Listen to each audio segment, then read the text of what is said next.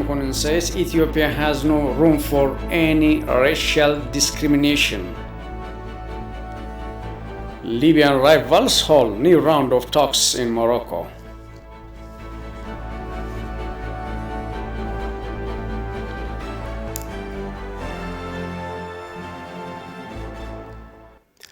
Hello and welcome to this news hour. I'm Daniel Kasahun with the news.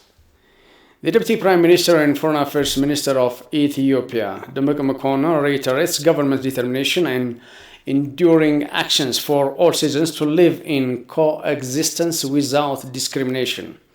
He highlights Ethiopia has no room where one group dominates the other to affect the coherence of citizens. Demeke made his remarks during his visit to over 174,000 displaced people sheltered in Metakel zone. Let's have the details. In recent times, western region of Ethiopia has witnessed lots of ethnically motivated massacres of the Amharas, Oromos and Shinashas. So far, the Ethiopian Prime Minister Abiy Ahmed, who visited the area, warned of stern measures against the perpetrators. However, the atrocities couldn't be contained. Many more displacements and deaths have become daily realities. The catastrophes in Metakel zone is the case in point. Paying official visit to the displaced persons, the Deputy Prime Minister and Foreign Affairs Minister of Ethiopia, Demeke Mekonnen, reiterates government's determination and enduring actions for all citizens to live in coexistence and no discrimination. አንድን ማህበረሰብ ከአንድ አካባቢ አጽድቶ ሌላው በተለየ የሚኖርበት Ethiopia has no room where one group cleans the other and lives alone. The situation of Ethiopia, its past experience, traditions don't allow one dominates the other to affect the coherence of citizens. We must ensure this reality. You shouldn't expect everything from top officials. We all together need to fight it in a coordinated manner. Your endurance and cooperation would bring changes in the right direction. No nation benefits from all the atrocities happened so far. It does not benefit the people in Benishangul Gumuz or the Amhara or other groups. All is disaster. At least 174,000 people have fled their homes and sheltered in two camps after gunmen massacred more than hundreds of residents. The displaced persons told the visiting team the extent of their disappointment, saying whether the government does exist or not. If so, they are urging for swift reaction to save their lives from armed groups and from the hunger they are facing. Minister of Revenues of Ethiopia, Laka Yale, for his part indicated the support from the government to the displaced persons need to be channeled in a coordinated manner. We need to identify those really need daily support. All things have to be done in a coordinated manner. With the Ministry of Revenues has brought to you fortified meals for infants and their mothers, as they have to be treated first. You know who deserves what. You need to support this endeavor. In the discussion with the displaced persons, Lieutenant General Asra Denero, for his part, indicated the resettlement and law operations in the affected areas are bearing fruits. We have come to know which localities and spots are affected and how the armed groups are operating, so that we are able to take corrective measures accordingly. We have identified the problems and responded well, and changes are being witnessed. We are able to resettle over 7,000 displaced persons from the Gumuz society. This gives good lesson to the other fellow citizens not to lose hope, because opportunities are there to regain their wealth, dignity and social assets. Taking measures against the failed administration is also part of the operation. Some of the displaced were being sheltered at a makeshift camp in Danabalas, district of Benishangul Gumuz, while others took shelter at a camp in the Awi zone of the Amhara region. Judicial bodies have discussed the draft regulation on procedure and evidence for the adjudication of election-related complaints. Presidents of the federal and regional courts and judges drawn from various courts participated on the discussion that focused on the newly introduced regulation for adjudication of election matters. The legal document is introduced to make the upcoming national election free, fair, and democratic. Any citizen who has complaints regarding ban of registration or registration of any eligible individual can bring their complaints to the grievance hearing committees of constituencies according to the draft regulation. The complainant is eligible to bring the complaint to a court if he or she doesn't get a remedy within 5 days. With regard to complaints on voters' registration, courts are said to investigate plaintiffs and defendants within 10 days and grant judgment, and courts have to investigate and grant judgment accordingly on issues related to candidates' registration. This is according to the draft regulation.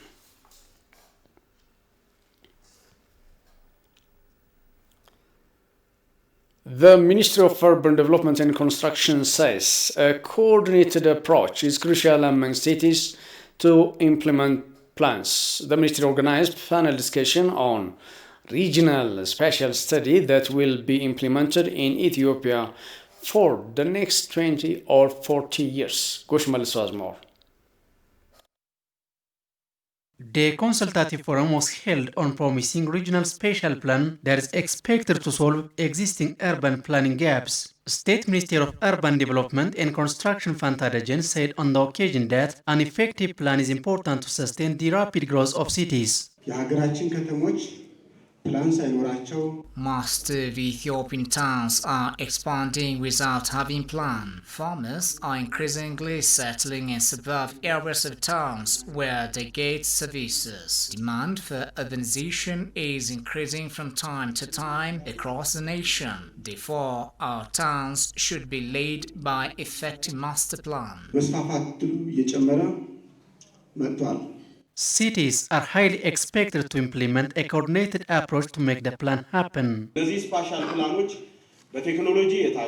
If these special plans are supported by technology and experts, we will achieve short, middle, and long-term plans. In this process, cities and towns need to prioritize coordination approach to realize the intended plan. UN Habitat Project, which is working jointly with the Ministry of Urban Development and Construction, said the regional spatial plan will be helpful to narrow the existing gap of urban planning. When towns are expanding in one area, they do not consider the negative impacts in that area. The new plan considers the integration of rural to urban and economic ties without harming one another. It also takes into account resources, environment, and social values. So, the new spatial plan helps bridge the gap that has been seen in the previous urban planning. Amhara, Afar, and Benshangul Gumuz regional states took part in the first regional spatial planning. Matters is a conversation platform which aims to provide reasoned analysis and context to the activities, reforms, and policies of the federal government of Ethiopia. Exploring various reforms the government is undertaking, the conversation platform aspires to enable nuanced and informed understanding. Do we have what it takes to transition into a digital economy? What would you say are some of the initiatives the government has taken so that we're not left behind and that we are actually transitioning or transforming into a digital economy? So for us as a country, moving to a digital economy and making ICT a priority sector, but also understanding the role that digital can have on our national priorities is a necessity, not only to have new sources of growth, but for survival. How are institutions being empowered, be it at the Warada level, regional level, or federal level, to transform themselves to be digitally enabled institutions? Mindset is important. We need to build a culture of innovation. We need to build a culture of experimentation. It's all about being able to work together. It's about coordination. It's about collaboration. It's really important to be able to break those silences because we need to have data flowing.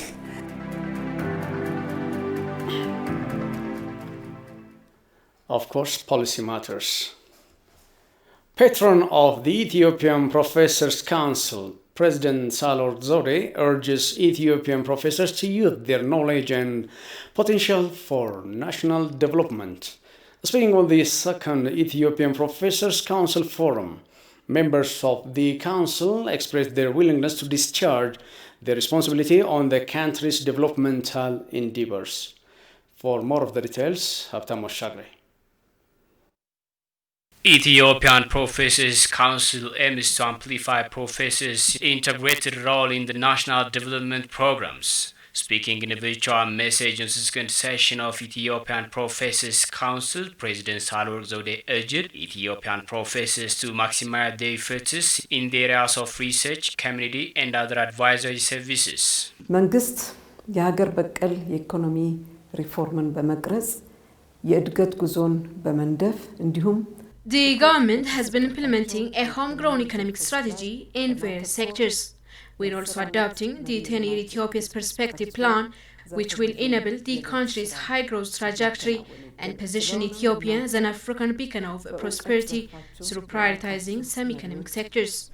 Therefore, you have to utilize your knowledge and skills through conducting research as well as putting other alternative ideas in a bid to bring scientific clarifications to realize inclusive development in the country.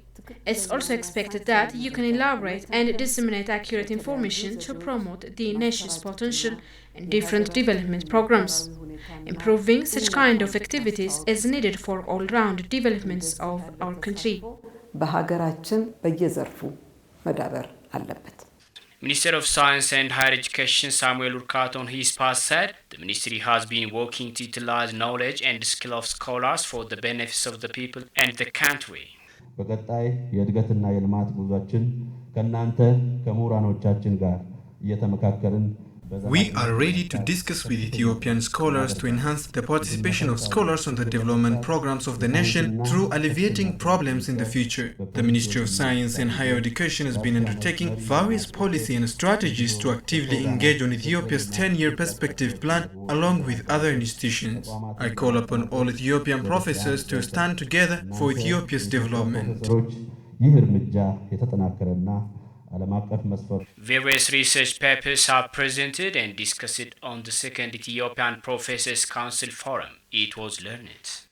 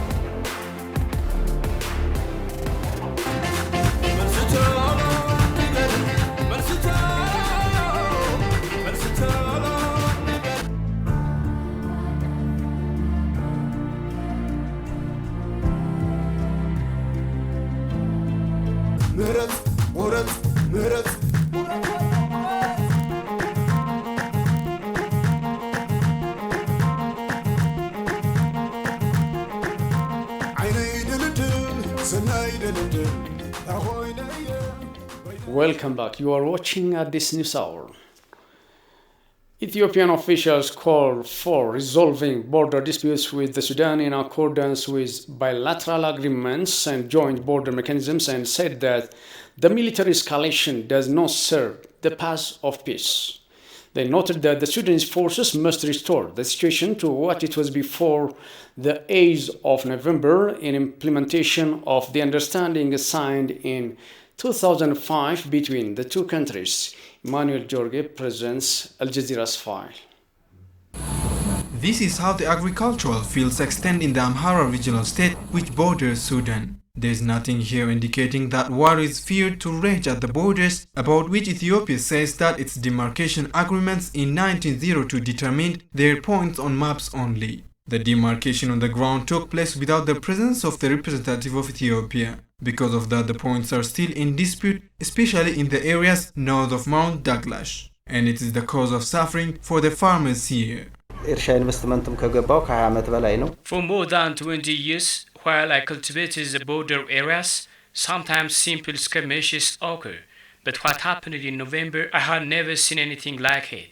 When the Sudanese army entered, and there were no Ethiopian forces at that time, only civilians, the army destroyed everything and caused displacement thousands and losses in the millions. Officials in the region say that this attack is a blatant violation of the covenants signed between the two countries as the 1972. The 1972 agreement provides for the redemarcation process with the condition that the problems arising from the presence of farmers be settled amicably, while the 2005 agreement provides for the survival of the status quo as it is as the temporary solution until a final agreement is reached on the borders.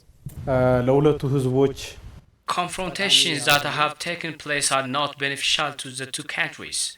The two peoples in Amhara region and Sudan are neighbors by virtue of geographic reality, and resolving differences must be in accordance with bilateral agreements and joint border mechanisms. The Sudanese forces must withdraw and restore the situation to what it was before the 8th of November in implementation understandings in 2005. Though still Sudanese armed forces have forcefully occupied Ethiopian sovereign lands, but Ethiopia is committed to solve the existing border dispute based on the 1972 agreement. Ethiopia has indicated that it wants the 1902 status quo to remain intact. The Africa Center for Disease Control and Prevention, Africa CDC, said the number of confirmed COVID-19 cases on the African continent has exceeded 3.4 million. According to the CDC data, the death toll related to the pandemic in Africa goes beyond 3,900. The agency added a total of 2.86 million people infected with COVID-19 have so far recovered across the continent. South Africa is the hardest hit in Africa in terms of the number of confirmed cases, followed by the Northern Africa region. The most affected African countries include South Africa, Morocco, Tunisia, Egypt, and Ethiopia, data showed. South Africa is the most affected African nation in terms of COVID-19 infection deaths, with more than 40,000 fatalities so far.